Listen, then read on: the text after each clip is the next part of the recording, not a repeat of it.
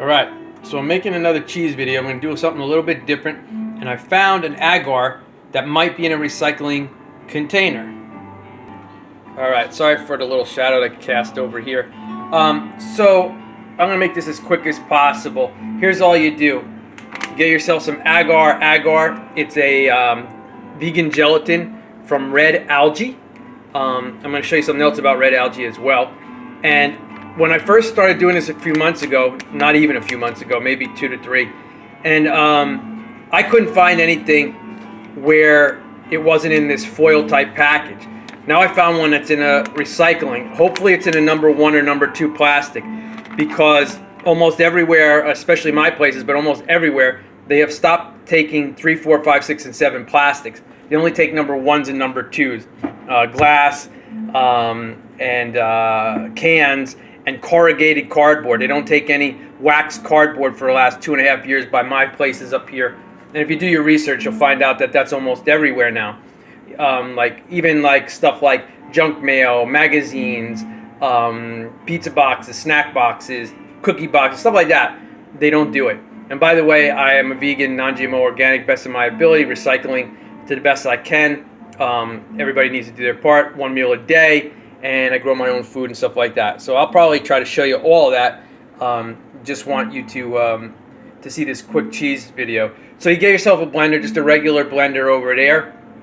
And then you get your agar, and I'm going to show you the new thing I found, so hopefully it'll be in that recycle. So in a blender, oh, I'm missing one thing. Okay, real quickly over here, got to make sure you keep stirring this. This is going to be on the stove for like 5 to 10 minutes. I got an electric stove, so it's like on 5 to 6. And you just keep stirring it. You got to activate the agar. And it will start bubbling it. You don't want to boil it and splash it, or burn yourself. Horrible design. Almost every pot I have, the thing falls out. But that was my fault this time. So you want it to bubble slowly and keep stirring it, keep stirring it, keep stirring it. Okay, so back over here in a regular blender, you're going to take a can of full-fat coconut milk or cream and throw it in the blender.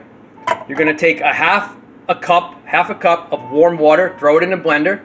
You're going to take 2 tablespoons of agar. You're going to salt to the taste that you like, and you're going to go to Thrive Market, unless you have your own vegan Parmesan cheese, and you're going to get this gluten-free, soy-free, cholesterol-free, vegan, non-GMO, number 1 recycled container Parmesan cheese.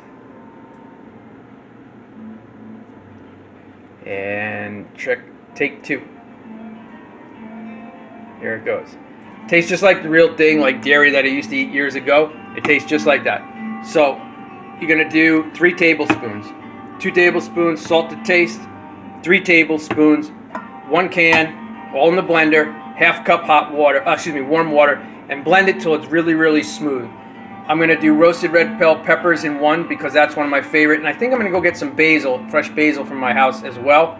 And I had a little bit of this raspberry rhubarb jelly. So it's not much, but I'm going to put that in one of the cheese as well. That should be really good.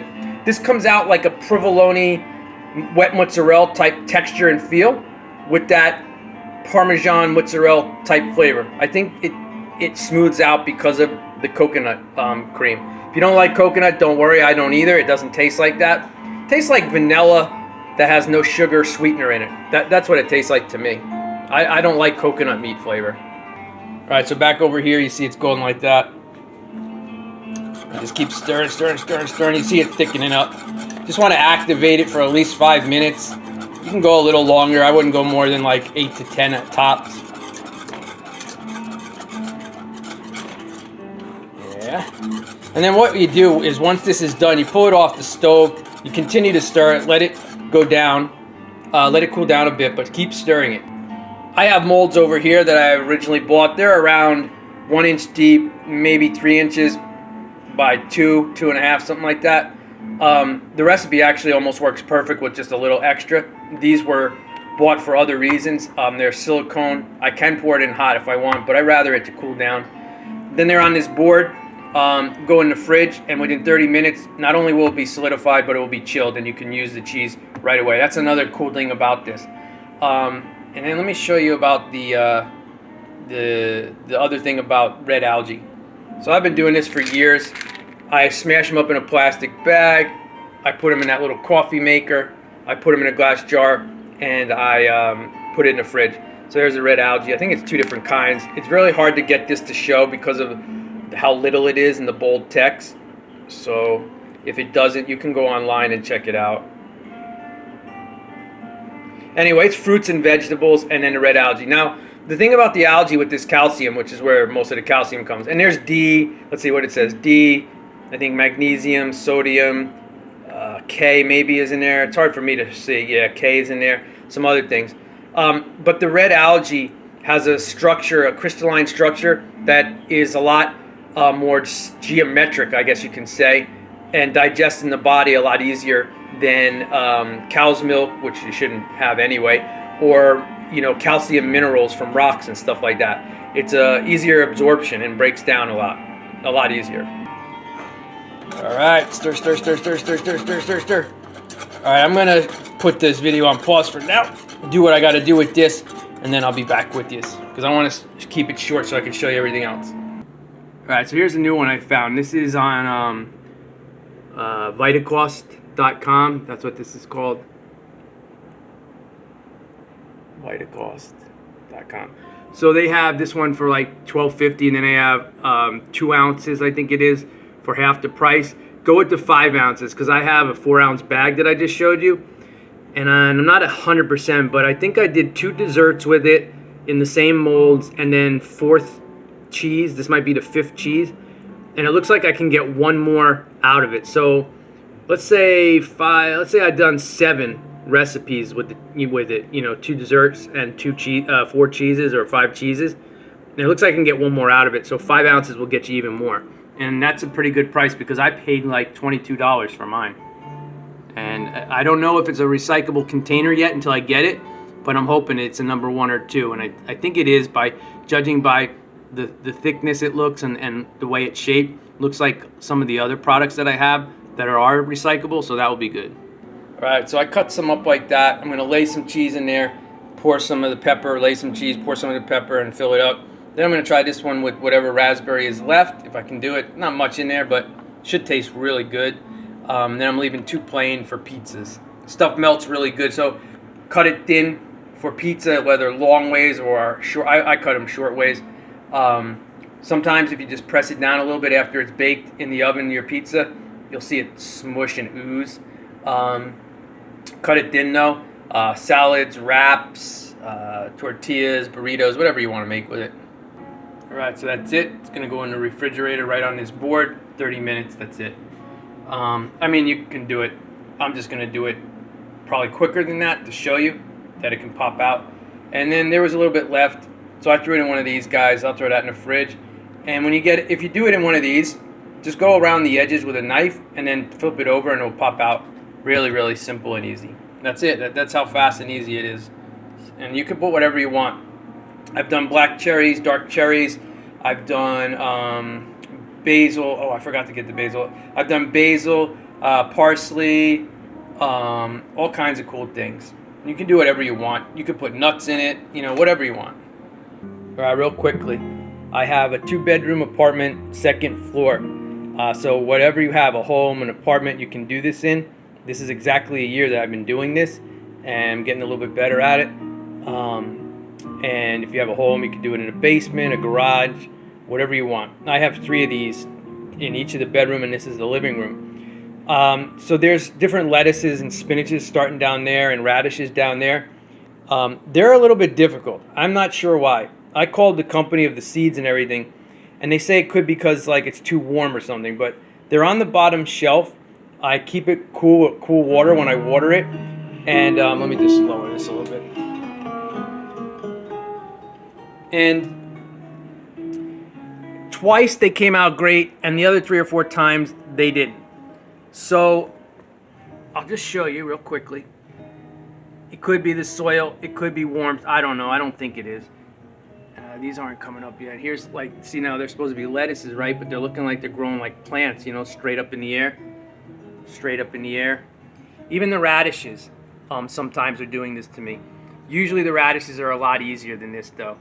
So like I have the ability to do it out on the ground. They gave me a section on the ground where I can do this, and this is probably not going to be a short video, but I like to do this all because then you get to see a lot of different things and get ideas and inspired. So on the ground, these things are always growing perfect, but in these pots, they seem not to grow. Like they always seem to grow like plants, and they don't even grow good. Like the spinach I did last month or 2 months ago grew upright, but it still produced really nice leaves to eat, where the lettuces don't. They grow in this strange looking plant. So I'll probably have to redo it. And I'm thinking what I'm going to do, unless you guys have some idea. But I spoke with professionals, and they said it's either the soil or it's too warm. So I don't know. The heat that I blow doesn't even come down here. I have a heat that is up in the like ceiling almost in the walls, and it blows down. And about chest level down, it's just way cooler than the rest of it. So I may have to put it out on my balcony, start them on my balcony in the daytime, and at nighttime bring them in and put them under the lights for a little while. As far as radishes go, they're supposed to go about 2 inches deep, 1 to 2 inches deep. And even though I've done that, you can see that they're growing out. Now these leaves here should be at ground level, and then they should grow outwards and up a little bit. But with this stalk here is actually going to be part of the radish. So I'll probably let them go because they go really fast. And if the radishes don't produce that well, I'll have greens to eat because radish greens are great. And then I'll restart them again, and I'll probably put them outside. Now I harvested radishes a few times during the summer and just about 2 weeks ago. And again, outside, they grow probably 95% perfect. I put them in the ground 1 to 2 inches, and they grow nice, about 3-4 inch high greens, and then they spread out, and nice sized radishes.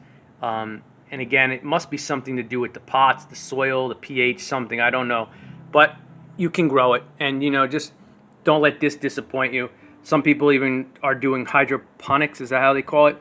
You don't have money on your soil and everything. You don't have to worry about, like, sometimes you'll have like aphids that you look perfect, and you're like, yeah, everything's growing perfect, and all of a sudden there's aphids there, and you're like, where the heck did they come from? So here's some cucumbers, different kinds of cucumbers down in here. I think these are going to be carrots. Carrots are another thing like the radishes and here's some more cucumbers there. My carrots keep growing a little bit strange here too, but when I go outside in the ground, they grow perfect. Here's a whole bunch of strawberries and babies. The vines are what produces these babies. They're everywhere. I'll tell you the story about that in the other room.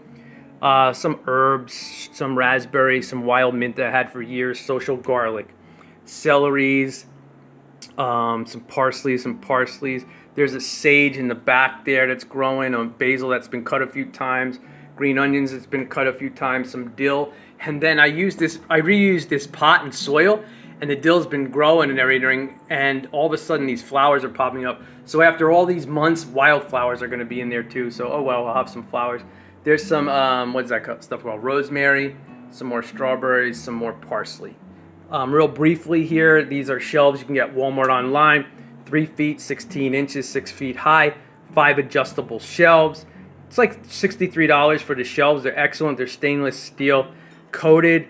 And it's like $63 tax and shipping included. Black, white, or chrome. The lights are white, but they're red and blue spectrum. They're GE Grow lights from seed to fruit. So you'll see babies growing now, semi-mature or juveniles, and then mature. I like the white over the pinkish glow or the purple lights. I like the white because you don't need any other lights in your house.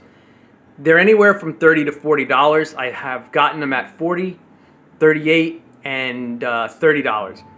They are, 24 inches, so they're 2 feet, 4 inches about, and maybe about 2 to 3 inches like this. And they spread really nice. I just put shelving on. Decided to put like a panel over my shelving. I kind of like that. The reason it's not here yet because it's too hard to do with all these babies growing, so I have to wait. But this is what it would look like without that. I decided to do it because the lights were starting to get a little dirty and everything. So I like it now. It's a little bit cleaner look. I cut some holes in there, and it's easy to dust off, vacuum off, wipe off. Home Depot and some other places in the States have the same lights for about $50 to $55. So even if you get them on Walmart at $40, you're still getting a good deal. And I got shelving up there. I put a thing up there, so I have my bird houses and some crystal rocks and everything like that up there. So this is a little crowded because I got some stuff going that's still going through the summer and switching over. So you don't see tomatoes here because I had, for the first time a few months ago, I'm doing, what is this stuff called? Eggplants. Eggplants and Brussels sprouts.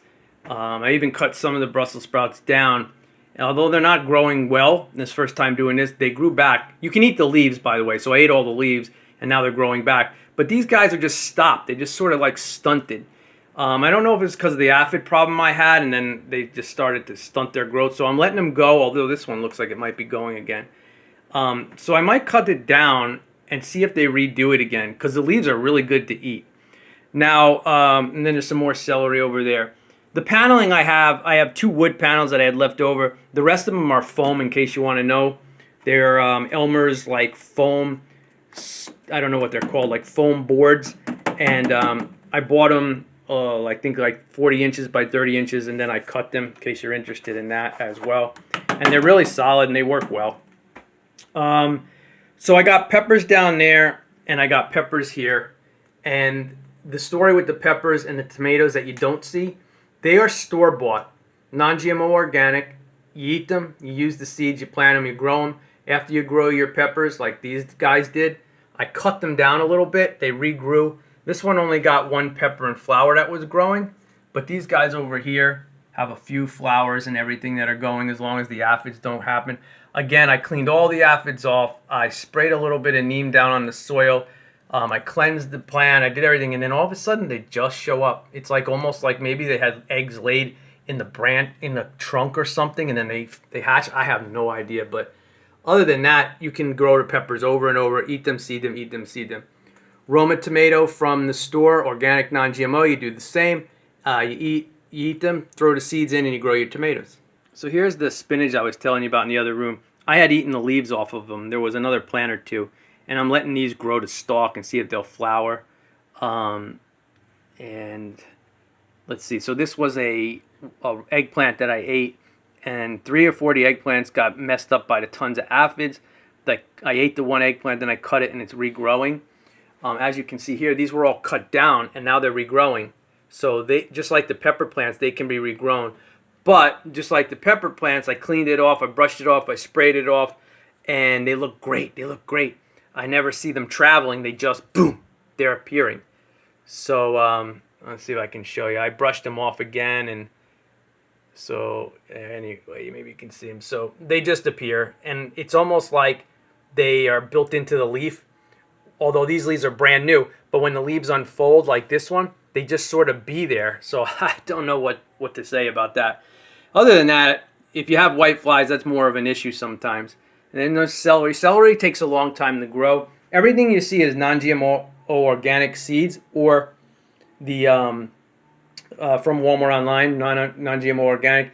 But the tomato and the red bell peppers were from an actual, veggie that I bought from the store and ate.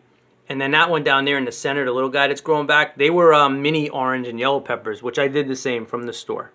Some little yellow golden potatoes. I ate them already. There's some more in there that are ready to go, and hopefully they'll grow again. And here's my strawberry farm. I started with 2 strawberries of one type, 4 strawberries of another type. And I think in this room there's like, 30 something. And they just keep babying and babying. So it's November 2022, and it's a few days after Thanksgiving. So I started with those 6 in this room. And now you're going to see all 3 shelves filled with them. And you can see some of the sizes of some of the berries here. And they're babying. I mean, they're babying everywhere. There's babies in the other room. I'll show you how cool it is. So yeah, they're all berries. They're all berries. And, they just go boom, boom, boom. Now here's an interesting thing about this. Now these were from root, non-GMO organic roots. So this was one strawberry plant. It didn't produce a one of those runners, though. I call them vines. They call them runners, to make another baby like these guys. It just showed up as another plant, as you can see down in there. It almost looked like palm tree stalks at the bottom, how a palm tree looks. And boom, it just grew that. Now, what I'll tell you about this real briefly is they're only supposed to survive for 2 years, and they're only supposed to produce in the summer and the fall. But mine are producing over and over again. And not only are they producing like every month, but for instance, I harvested this one, and there was this one lingering behind. Now, after I harvested that a few weeks ago, this one popped up. So I made another one of these guys. Then I harvested these guys, and now it popped up again within a week or two of harvesting, and they're producing all these guys. Then I saw today that's popping up another one to produce berries. So it's like, yes. And, you know, they just keep producing. So that's really cool because that's not what they're supposed to do. But I guess mine are doing that. And you can just see they're filled everywhere. I keep them anywhere in. These are 7x7s. These are 6 inches. And I don't have any in this room. But the other, oh, this is 4 inches. The 4 inches work good too. They recommend no smaller than 6, but they've been working. I love this. I mean, just when you get a whole, like, you know, 3 or 4 on each one, that's really awesome. So there you have it. Like, that's one of the reasons why I don't have some other types of vegetables or anything growing, because I have all this with strawberries right now. There's nothing I can do. So much for a quick video, but I like to do everything from the recycling to the growing your own food, 1 meal a day, non-GMO organic, and then the food video. Like, I picked that from the probably like 5 years ago, from the wild by a creek. There's tons of wild mint, and I cut it and use it, and it grows fast. If you put that in your yard, it will overtake your yard, so be careful. It's awesome though, and it's like spearmint, not like peppermint. And what did I want to show you? So here's something really cool that I noticed. So let's see. So this little baby produced a baby, and you see how fast that thing grew? That's like in 3 days, it went from where it is now to, where's this other one? Okay, so this tiny little baby guy right here is already producing. You see, doing, see that? That thing will be in like 3 days, it will be like that. That's how fast they grow. And this one's taken a long time, but some of the others, like that one right there, they grow really fast. So you can see like how many I had in that room. I think I counted about 14 or 15 out here. So I think I'm up to like 45 or 46 total. Pretty awesome. Okay, real quickly, I want to share with you something else about the indoor gardening, or gardening in general. Here's a mix of sunflower seed and seed heads that I got to go through. So here was the stuff I showed you. So here's some of the seeds I got. These ones I bought at my local grocery store. But anything else like you see in these, this is called Everwild.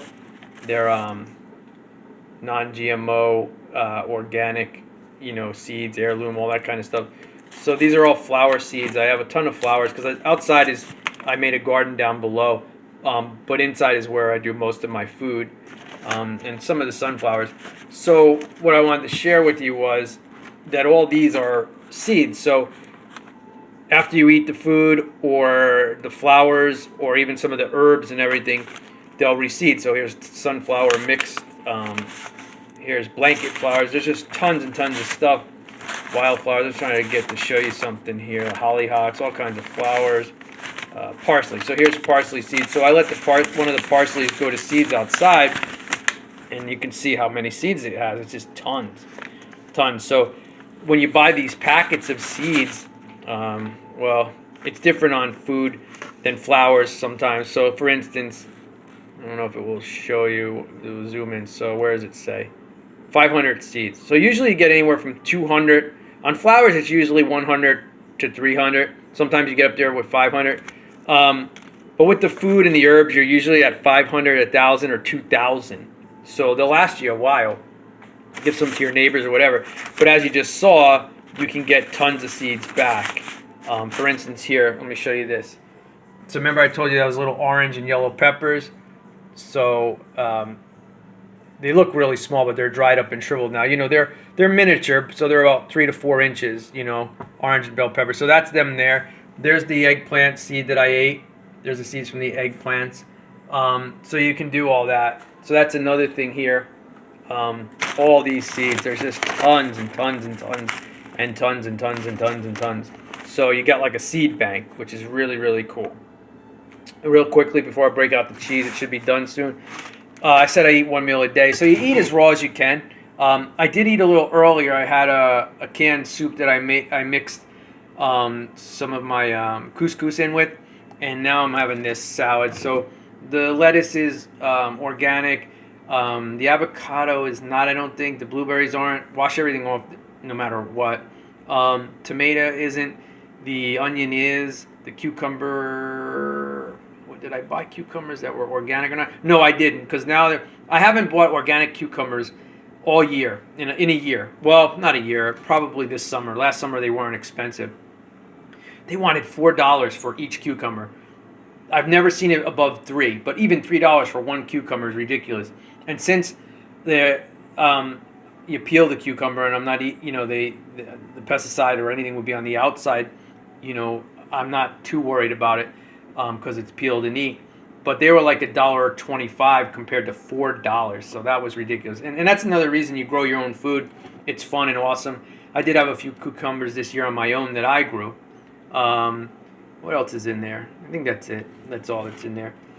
So you saw what I got, and then you do as best you can. Raw for alkalinity. You want to be as alkaline as possible compared to acidic. Acidic doesn't mean fruit like fruit acidity. It's what it turns into in your body after you digest it. Just do some research on alkalinity compared to acidity. Real briefly, it's basically like a pool. Our blood is 7.45. It's homeostasis level of pH.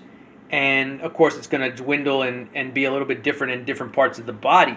But when you keep it as best you can, like a pool, you keep it crystal clean. When the pH drops too low, cloudy, lower, it gets algae and slime. The same thing can happen in your body. So keep as raw as you can, lots of water, and as fresh as you can. All right, I didn't check the time. I guess it's been about 20 minutes or so. It's done. It looks done. It might be a little bit. Let's see. This is the one with the raspberry, which I wanted to try.